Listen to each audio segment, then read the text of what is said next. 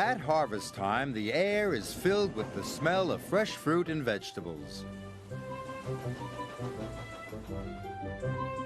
The engines happily deliver their loads to market. But one day, mist and rain swirled down Toby's line. Percy was delivering a load of fresh tomatoes. Suddenly, he felt a big bump. "Bust my buffers!" Percy cried. "What was that?" The guard put out the warning flags, while Percy's driver inspected the tracks. "The earth's crumbling," he said. "We must tell Sir Topham Hatt," decided Percy.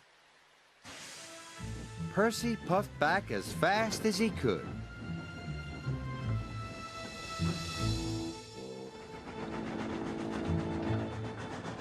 "I've got important news! The tracks on Toby's line are wobbly."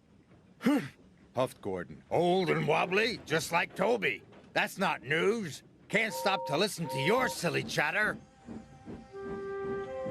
"Gordon never listens to me," muttered Percy. Next, he spoke to Sir Topham Hatt. "Sir! Sir!" "Not now, Percy. Thomas, you are to collect the prize bull. He's at the farm on Toby's line." "Yes, sir." "But those tracks are wobbly," cried Percy. "They are safe enough," said Sir Topham Hatt. "Bye, Percy." "Nobody ever listens to me." Thomas was carefully chuffing through the rain.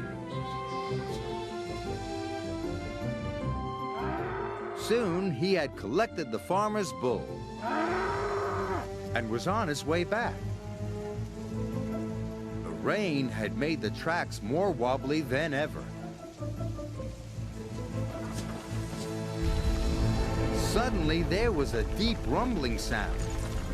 Thomas's driver applied the brakes, but it was too late.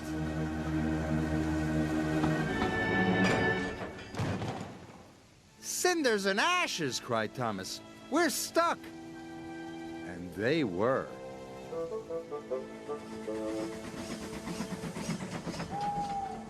Late that night, Thomas still hadn't returned. Percy was worried. "Thomas is in trouble," he said. Gordon and James took no notice. "Worry wheels?" huffed Gordon. "Fussy funnel," said James.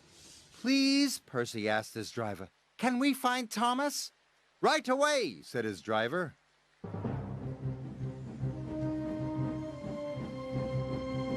Percy was nervous, but his lamp shone brightly in the dark.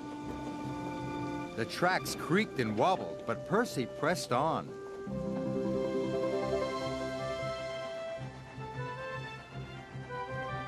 "Percy!" cried Thomas. Thomas was very happy to see his friend. "I'll have you out of there in no time," said Percy. Percy puffed and pulled and pulled and puffed. And finally, Thomas and his driver were free. "Oh, thank you," said Thomas. "I'm glad to be useful," smiled Percy. It was dawn before the track was cleared. Then Percy and Thomas made their way back home.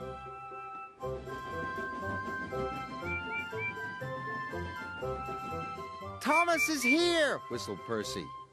"Percy saved the day," said Thomas.